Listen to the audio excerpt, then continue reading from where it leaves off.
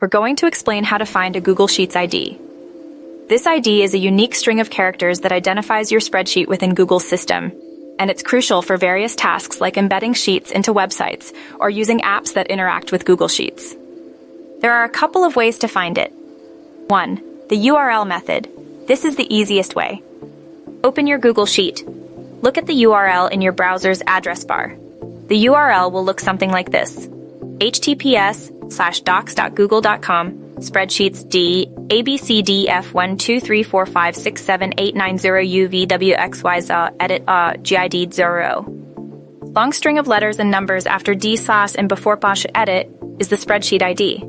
In this example, abcdf12345678990uvwxyz.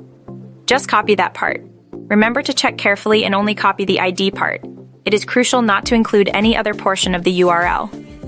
You can even select just the alphanumeric string after DOS to copy it safely and quickly.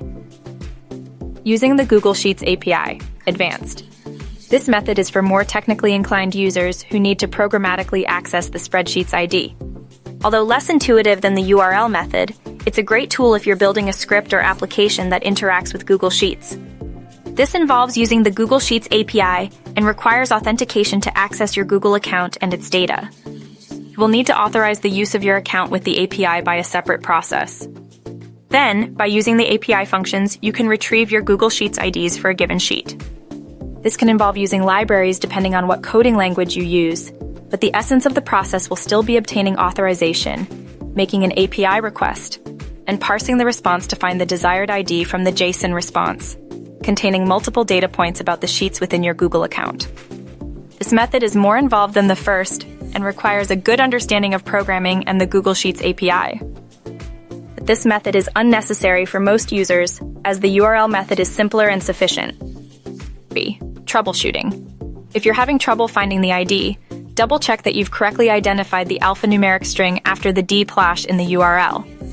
Make sure you're looking at the actual URL in your browser's address bar, not a shortened link. If you are still encountering issues, consider restarting your browser or checking your network connection. So, make sure you are properly accessing the intended Google Sheet file. Sometimes accidentally clicking the Share button can lead to a different URL, which could cause the confusion in locating the ID. Remember, the Google Sheet ID is case-sensitive, so be sure to copy it exactly as it appears. Once you have the ID, you can use it in various applications that require access to your Google Sheet. And that's how you find the ID of your Google Sheet.